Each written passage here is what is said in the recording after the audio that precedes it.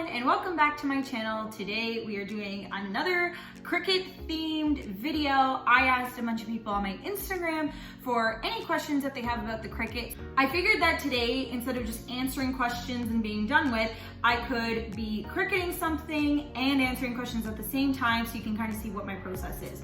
So today I'm going to be Cricuting my name onto this tumbler that somebody follows my account and who's such a huge supporter of me bought and sent to me all the way from the US.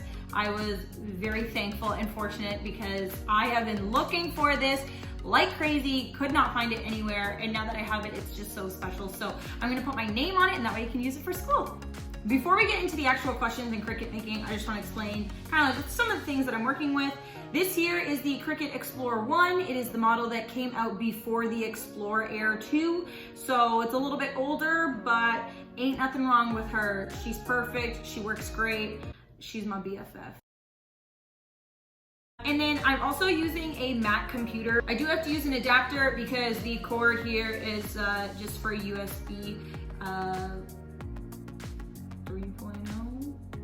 Anyways, these little adapter guys here, I got off of Amazon. I can link them in the description below and they fit perfectly on here and onto my Mac computer. While I'm waiting for the Cricut design space to load and getting started on some of the designing, I'll start answering a couple questions. So one of the first questions that somebody asked was, where do you get your vinyl? Now, you can get vinyl at a variety of places. A little disclaimer here, in Canada, the only place that you're gonna find Cricut products at is Michael's and more recently, Walmart. The problem with this is that there are not enough craft store competitors to compete with Michael's. Walmart will have things for a little bit cheaper, but Michael's is basically the main place that we can get things. That's why a lot of the times when I go to the States, I'm visiting Joann Fabrics, I'm visiting Michael's there, I'm visiting Target, I'm visiting Walmart, I'm visiting Hobby Lobby, and places like that because they are all competing with each other and therefore will have different sales and promotions at different times of the year. When I'm in a rush and in a pinch, I'm going to Michael's and I'm going to buy the Cricut vinyl. Unfortunately, like the teacher discount doesn't work with Michael's Cricut stuff, neither does the coupon. So if I'm in a pinch, I am buying the Cricut vinyl regular price. A lot of the times I will wait for Michael's to have a promotion on Cricut stuff and just kind of load up on stuff then. What you need to do is find out where are the printing or paper warehouse factory places in your city. Where I live, I know there's some kind of printer warehouse or vinyl warehouse where you can go and buy full kind of things of vinyl and get exactly what you want. And they also have a bunch of scraps from other projects that they're doing that they're selling for like $2. If you have the time, and when I have the time, I go there and buy my vinyl there, knowing that, you know, I might not have an exact idea of what I want to do, but I just want to get some things so that I have my stock full. Another great place to get vinyl is Amazon. I know there's a black permanent vinyl that I've purchased from Amazon that works really well. I've also purchased an iron-on vinyl. Those links I'll leave down below because Amazon's kind of hit and miss. Some of them are great, some of them are not so great. So that was a lot, sorry. I think on here, I'm just going to put what the students call me because I really want to bring this to school. We are back in school in September. So I'm gonna put my name on this for school and this will be my school tumbler. While I'm choosing my fonts and things, I'll answer another question. Is it true they can catch on fire if you leave them plugged in? Heard a horror story once. Okay, I don't really have an answer for you. I have never had any problems with that. My mom actually has, I don't even know what it's called. It's a Cricut, it's an old Cricut where you had to put like cartridges in and like this keyboard thing, and it was all done on the Cricut, nothing was done on the computer. So that one we never had problems with. This one here, I have a cart for, which I'll insert a picture right over here. And I don't keep it plugged in. Like when I'm using it, it's plugged in. When I'm not using it, it's all packed up and put away. So I don't really have an answer, but I'm really sorry that that happened to somebody. I am just choosing a font on here. Oh, this is the hardest part. 3 hours later. Okay, I've decided. We're going with KA. Imagine font. It's perfect. It's thick. It's cursive. It's legible. I think it'll be cute. Before I start setting up to cut, let's answer another question. Can I hire you to customize my future wedding favors, please? course. Now it's time to decide what color to put on this. 3 hours later. After much thought and consideration, I'm going with the black. While I answer another question from you guys, I'm going to be just setting up the vinyl to start cutting. Somebody asked your favorite t-shirts to put designs on. I usually end up just buying the Gildan shirts at Michael's. Those ones are pretty good. My only complaint about those Gildan ones is that there's not like as many colors as I'd like. You know, like I would like something like a mint or a lavender color t-shirt or a soft pink, but they just pretty much have like the rainbow colors. They have gotten more recently. Like I have a couple, like my navy blue shirt. If you saw my post where I made that like coffee shirt, that one, it was a Gildan shirt. So it just depends. I've seen people make them on the Bella Canvas shirts, which are nice. They're just more expensive than the Gildan ones. And I've also done stuff on crew neck sweaters. I did a sweater for my dad on an Old Navy sweater. That turned out really great. I've also done designs on Gildan and Hanes crew neck sweaters that I've gotten off Amazon. Those ones also turn out great. You just have to be very mindful of when you're making t-shirts. And I can do another video where I make a t-shirt so you guys can kind of see the steps in the process, because there are a lot of little tips and tricks on how to make sure they successfully stay on. Okay, this is ready to go, so it's almost time to cut. I need to just turn on my Cricut. While I'm loading this up, I'll just answer another question. Somebody said, is it true that you can make stickers with a Cricut? Yes, you can. You need to have a laser jet or laser printer in order to do so. But the idea is that the Cricut like connects with your printer, so it knows exactly the size that it is printing, and then it'll make sure it's the same size that it's cutting. You need to buy specific printing and sticker paper in order to do so.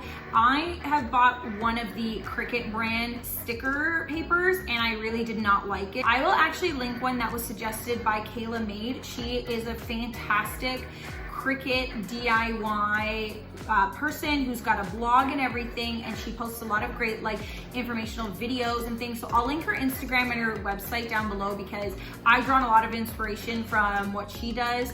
But it is possible, you can do it, and that's like one of my Cricut goals, is I really want to make my own stickers eventually, so I need to work on figuring that out. This guy is done. Looks great. Everyone does this next stage differently. I just take it off, which yes, has its downfalls. Sometimes you bend the material, or sometimes things don't lift off properly, but chance I'm willing to take. Another question somebody asked was, are the materials for the Cricut expensive to buy? Yes and no. There are some things that I would suggest you buy, and there are some things that you probably could live without. I received my Cricut as a gift, and along with that gift, I also got all of the Cricut accessories.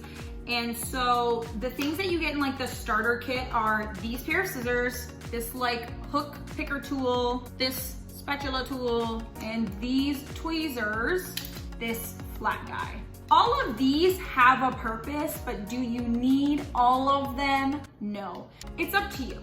Again, like I said earlier, just with the vinyl, the tools can be expensive, but if you are living in the US or in another country that has more craft store competitors, then it's gonna be easier for you to get stuff on sale or clearance. You kind of have to play the game and find shortcuts and ways to do things that maybe don't require all of the Cricut accessories that you can get away with.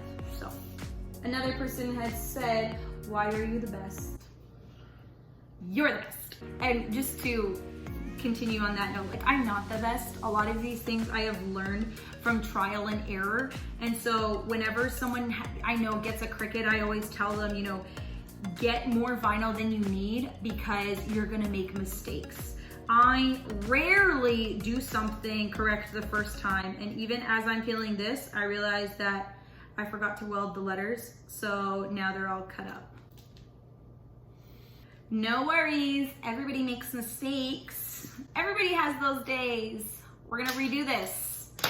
And this is why I keep a lot of scrap vinyl, because there are so many times where I do make mistakes where I'm gonna have to redo something or fix it. And so even like this little black square that I'm creating, I'm gonna keep it, because you never know when you're gonna need like just a little circle or a little heart shape somewhere, and you've got this tiny little piece of vinyl. Round two. While that's cutting, I'll answer another question. What's your favorite craft to Cricut? I don't know if I have a favorite. I just love doing a lot of things that are gifts usually, just because I love making things so personal. I would say I just enjoy like the general creativeness of this and the personalization that you can achieve. I love doing cups for people. If you saw my story from this weekend, I went to Starbucks and bought their like reusable ones. They kind of look like this, but they're the clear ones. I bought a bunch of those clear ones because I love making those as gifts for people. Usually I will also like fill them with like some chocolates and a gift card and thing like that. But I know that a lot of people appreciate something that's personal, and I just love putting people's names or something that they love or one of their passions onto a little cup that's theirs. And then, you know, it's also pushing my like eco-friendly agenda where I'm like, hey, use this reusable cup because I made it for you. And they're like, okay. And then I'm like, church ya, now you're doing great things for the environment. I also really enjoy making t-shirts too. I think t-shirts are a lot of fun, but pretty much I just love crafting in general, and I love everything to do with it. Let's do this again. Another question. Somebody asked me, what's my favorite coffee? Ooh, that is tricky. I recently received like a giant bag of Cafe Verona from a friend of mine and my mom actually. They both gave me Cafe Verona just by accident, and that's pretty much mostly what I've been drinking. Also, really have been enjoying the Kahlua coffee. Yes, like the alcohol, but it's not. They make coffee, and they even make one that's like a Kahlua mocha coffee, so it's got a little bit of like chocolatey taste to it. So good. And that I got at HomeSense. Just to talk you through what I'm doing right now, I have peeled it off so you can see my name, but I need to pick out all of the little things in between and all of the holes. So again, this picker tool really comes in handy. So those are all of the questions that I have from you guys about the Cricut crafting and all those things. I do have another video where I talk about why you need a Cricut and that you should get one, and I still stand by that because I use mine all the time and probably pull it out like once a week to make something.